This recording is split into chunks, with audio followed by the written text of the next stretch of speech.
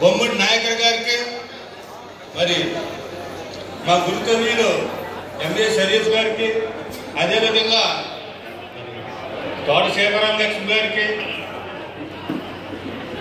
మరి బీజేపీ జిల్లా అధ్యక్షురాలు శ్రీదేవి గారికి, మరి మా సహచర మిత్రులు మాజీ ఎమ్మెల్యే జానకిరామ్ గారికి, అదేవిధంగా చాగిటి చిన్న గారికి,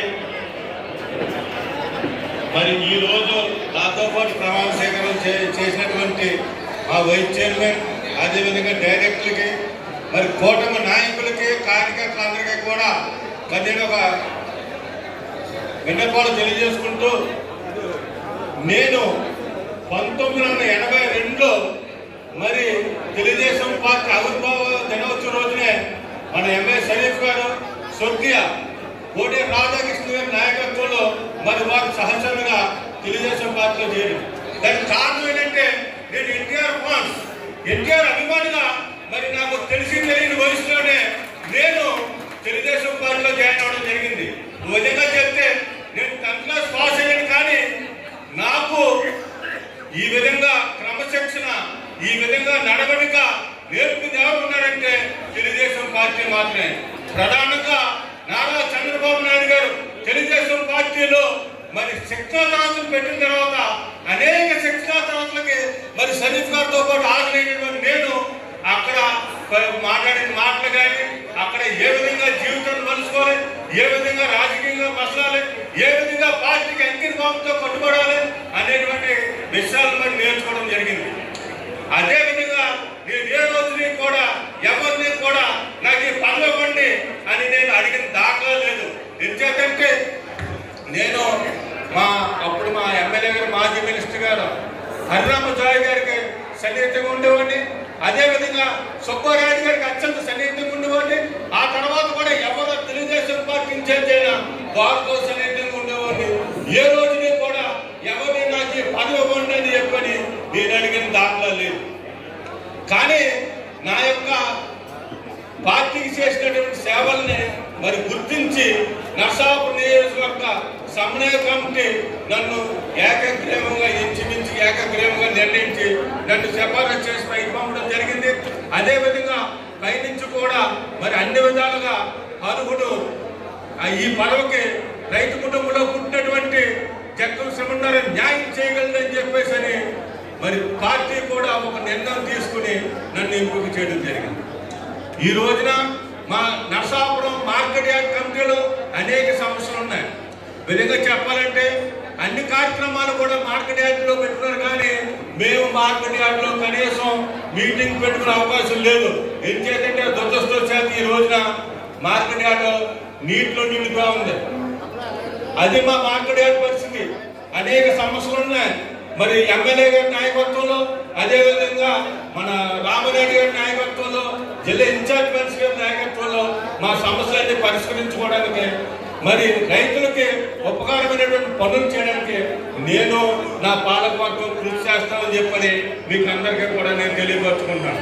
ఎందుకంటే మందే విధంగా చూస్తే సముద్రానికి, గోదావరికి, ఉప్పుడేరికి మయంగా ఉన్నటువంటి నియోజకవర్గం. మనకు 3 పక్కల నీరే, ఓ పక్కన గోదావరి, ఓ పక్కన సముద్రం, ఓ పక్కన ఉప్పుడేరు ఉంది. ఎందుకంటే అదే విధంగా కాలువకి ఆటలు ఉన్నాం మనం. నీటి అక్క వచ్చిందంటే మనకు భూములన్నీ కూడా నీరు లేక ఎండిపోవడం జరుగుతుంది, ఎండిపోయి మన రైతాంగం నష్టం జరుగుతుంది. అదే విధంగా అధిక వర్షాలు కురిస్తే కనుక ఎక్కడలే నీరంతా కూడా వచ్చి మన పొలాలు మునిగిపోయి మరి మునిగి చచ్చిపోయినటువంటి పరిస్థితి ఏర్పడుతుంటుంది. నీటి అగ్గే వచ్చినా మనమే నష్టపోతాం, అధిక వర్షాలు వచ్చినా మనమే నష్టపోతాం. ఆ విధంగా నర్సాపురం నియోజకవర్గంలో ఉన్నటువంటి అన్ని గ్రామాల్లో అందరు రైతులు కూడా ప్రతిరోజు ఎదుర్కొనే సమస్య. దీనికి ఈ రోజు కూడా పండిన పంట కానీ, అది అక్వాలు తీసుకోవడం కానీ, అదేవిధంగా ధాన్యాన్ని కానీ, అదేవిధంగా కొబ్బరికాయని తీసుకోవాలన్నా చాలా చోట్ల కొంత రోడ్లు లేవు, లింక్ రోడ్లు లేవు. ఇవన్నీ మరి నిర్మించుకోవడానికి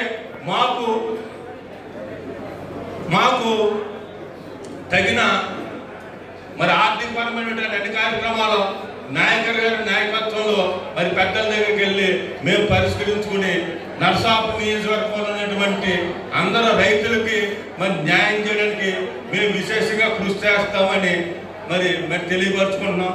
అదేవిధంగా ఈ రోజున ఈ కార్యక్రమానికి మరి నేను ప్రమాణ స్వీకారం అన్నప్పటికీ భగవంతుడు కూడా నా ఎంతయించాడు. ఎంచేదంటే ఏ ఎక్కడికి చూసినా ఈ రోజున భారీ వర్షాలు మునిగిపోతుంది. స్కూల్ సెలవిచ్చేశాడు, కాలేజీలు సెలవిచ్చేశాడు. కానీ మనం ఓటే నమ్ముకున్నాం, మనకి భగవంతుడు కూడా తోడుంటాడు. అందుకే నన్ను పదవి వరించింది. ఇప్పటికే 2 సార్లు 3 సార్లు వాయిదా పడ్డలే. అందుకు ఈసారి మనం వాయిదేయకూడదు అని భగవంతుడే భారం వేసుకుని ఈ కార్యక్రమం నిర్వర్తించుకున్నాం. అదేవిధంగా నర్సాపురం నియోజకవర్గం తెలుగుదేశం పార్టీ నాయకులు కార్యకర్తలు కూడా నా ఈ కార్యక్రమం కోసం రేపుల పనులు కూడా పనిచేసి మరి దీన్ని విజయవంతం చేయడానికి వారి శక్తికి మించినటువంటి కార్యక్రమం చేశారు. వారి రుణం మరి నేను ఏ విధంగా తీర్చుకుంటానో నాకు అయితే అర్థం కావట్లేదు. కానీ నేను మాత్రం వారందరితో పాటు కలిసే ఈ తెలుగుదేశం పార్టీ కార్యక్రమాల్లో పాల్గొనేవాడిని కాబట్టుకుని వారు నాకని ఈ బాధ్యత చూపించారని తెలుస్తుంది.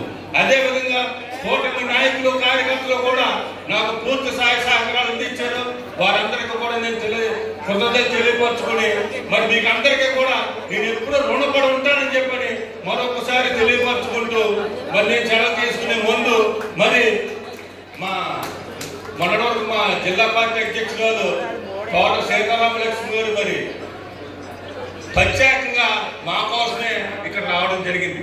ఎంచేతంటే పార్టీ అధికారంలో ఉన్నప్పుడు 100 మంది ఉంటారో 1000 మంది ఉంటారో, కానీ పార్టీ అధికారంలో లేనప్పుడు కష్టపడేటప్పుడు ఎవరుంటారో వారిని గుర్తించాలి, వారిని గౌరవించాలి అని ఎప్పుడు కూడా మాతో చెప్పేటువంటి మా తోట సీతారామలక్ష్మి గారు మరి అండమే కాకుండా ఈ రోజున మరి నాకు ఈ కార్యక్రమానికి విచ్చేసినందుకు వారికి నేను ప్రత్యేకంగా ధన్యవాదాలు తెలియపరచుకుంటూ అలాగే ప్రతి ఒక్కరికి కూడా పేరు పేరున మరి అందరికీ కూడా కృతజ్ఞతలు పాదాభావం తెలియజేసుకుంటూ నేను సెలవు తీసుకుంటాను. జై హింద్, జై తెలుగు.